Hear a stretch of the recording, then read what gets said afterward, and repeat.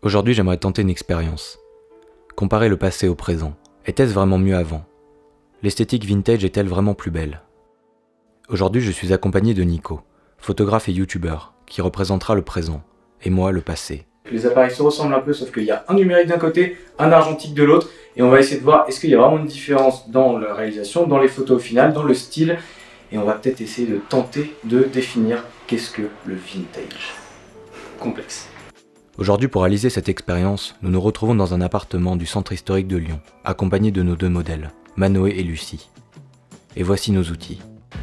Alors, moi je suis toujours sur mon A7 III. Par contre, j'ai monté des optiques assez old school, très old school.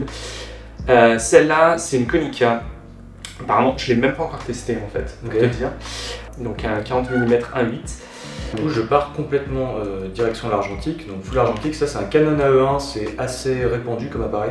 Et dessus, j'ai un petit 28 mm, donc c'est du Canon FD. Du coup, je vais mettre dessus une Nectar 100. Et j'ai vu des portraits avec Nectar 100 qui est très bien. Nectar 100 est quand même plus au niveau du paysage, c'est des couleurs très saturées. Ouais, c'est ce que au niveau de la peau, je sais pas ce que ça va donner, mais bon, on va essayer, hein, c'est le but. Mais commençons par une question. C'est quoi le vintage? Au début, c'était un terme, utilisé en œnologie, pour désigner des millésimes. Mais rapidement, le sens du terme change et se met à regrouper les aspects culturels et artistiques, datant d'une génération dans le passé. Meubles, vêtements, photographies, tant d'exemples où le passé semble exceller.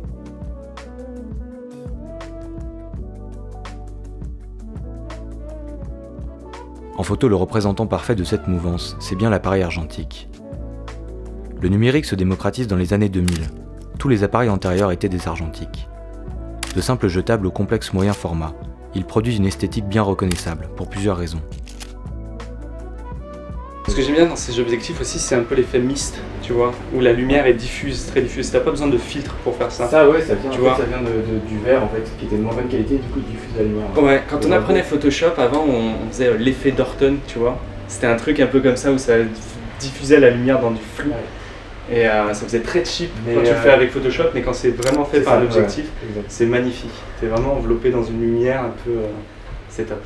On est habitué aujourd'hui aux images numériques qui sont très sharp, très nettes, très parfaites en fait. Et dès que tu vas louper ton flou, ou si on sent que c'est pas non plus vraiment une erreur, mais que c'est vraiment l'objectif qui n'a pas cette netteté-là, ou qui va ajouter du grain, mais vraiment un grain machin, tu retrouves tout de suite quelque chose de plus ancien, ce feeling et tout. Techniquement, principalement, ce qu'ils avaient sur les optiques aujourd'hui qu'on n'a pas, c'est que tout est net de partout sur toute l'image. C'est-à-dire que ça projette un truc vraiment net de partout. Et avant, tu avais vraiment, genre, c'était très propre au milieu et ça se dégradait sur les côtés, ça devenait un peu plus flou. Du coup, ça concentre aussi le regard. Hein. Ouais. Et aussi, je sais pas si tu connais sûrement, mais au niveau des iris, quand tu as le flou derrière, le flou vintage, ça se voit, c'était des flous quadrillés comme ça, ou alors c'est une forme bizarre et tout. Nous, on a des trucs parfaits, ronds comme ça. Et oui, on sent qu'ils ont amélioré les lentilles, voilà. comme ça. Mais aujourd'hui, on revient à des trucs comme ça. Les gens, limite, tu peux changer l'iris dans ton optique pour avoir un fond différent. Il y en a qui ont des fonds, mais c'est des tourbillons dans tous les sens, et c'est hyper intéressant. Ça a beaucoup de caractère. C'est juste quelque chose qui tu peux pas trop le modeler derrière, quoi. Si t'as ça, t'as ça, quoi. Aspect important, les défauts sont ici des caractéristiques, qui font le charme des photos d'avant. Et Nico profite des particularités de cette vieille optique, directement sur son numérique. Par contre, Nico pourra difficilement recréer parfaitement les aspects de la pellicule. Cette surface physique capte la lumière, et grâce à un processus chimique, révèle l'image. Lors du déclenchement, la photo est là, mais encore invisible. C'est lors du développement que le grain va apparaître, les couleurs vives ou ternes se révéler, les noirs devenir si profonds. Ouais, donc il y a cet endroit-là qui est vraiment sympa. Mais c'est vrai que tout l'espace, vu qu'en plus il fait gris, on a besoin de couleurs. On a vraiment besoin de couleurs au niveau du modèle parce que sinon, sinon on n'aurait plus du noir et blanc. Quoi. Là, si on prend de la couleur, autant en profiter. Au moins pour juste créer un contraste de couleur. Au moins juste trouver un peu de... C'est ça. Est-ce qu'on garde le canapé rouge? Moi j'arrive à avoir pas le canapé jaune. Mais là j'ai un 28, toi t'as un 40. Il y a de la retouche en argentique, mais vu que c'est un process qui est beaucoup plus organique et pas forcément, on va dire sûr, c'est-à-dire que sur Photoshop, on met le slider, on est sûr du résultat. En argentique, il y a aussi ce côté un peu, on ne sait pas si ça va marcher, on ne sait pas exactement comment ça marche, on ne sait pas quoi faire exactement pour atteindre ça, donc c'est beaucoup d'expérimentation. Donc oui, il y a de la retouche. Je pense que la photo, elle arrive où elle en est, par un chemin beaucoup plus organique et beaucoup plus un peu hasardeux, ce qui fait un peu la beauté de la photo finale. Là où le numérique nous offrira une photo définie, nette, sans artefacts et surtout prévisible, l'argentique lui offre la surprise. Comme je disais avec l'argentique, vu que de toute façon j'ai pas de plage dynamique, autant partir là à contre-jour sur que de la silhouette.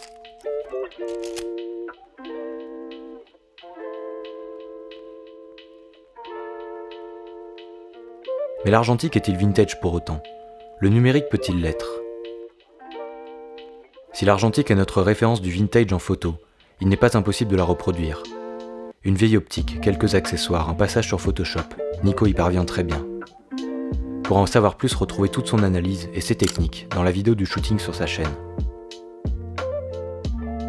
Est-ce que ça se voit à l'objectif? Non, justement, et c'est un peu ça le problème, et en même temps c'est un peu ça qui est intéressant, c'est-à-dire que je reviens à cet esprit un peu analogique où pour voir vraiment les photos que tu as fait, c'est assez compliqué, il va vraiment falloir que je les vois sur l'ordinateur, c'est la première fois que je teste cet objectif, on verra ce que ça donne.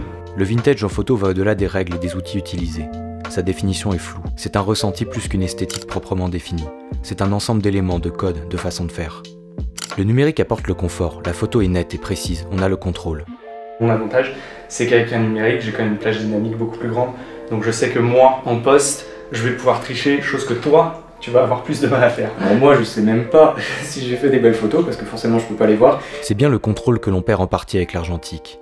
Moins de contrôle, plus de spontanéité, plus de limites. Pour autant, ces limites ne sont bonnes que tant qu'elles permettent aux photographes de se développer.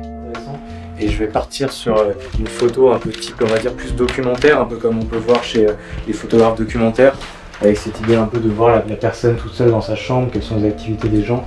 On a le premier plan ici, je vais la faire même en paysage, ce que je fais assez rarement, mais pour donner vraiment une ambiance. Finalement, comparer l'argentique et le numérique, c'est comme comparer une vieille sportive à une berline neuve toute option. C'est une question d'envie. Quel chemin vous voulez prendre et comment vous voulez l'emprunter?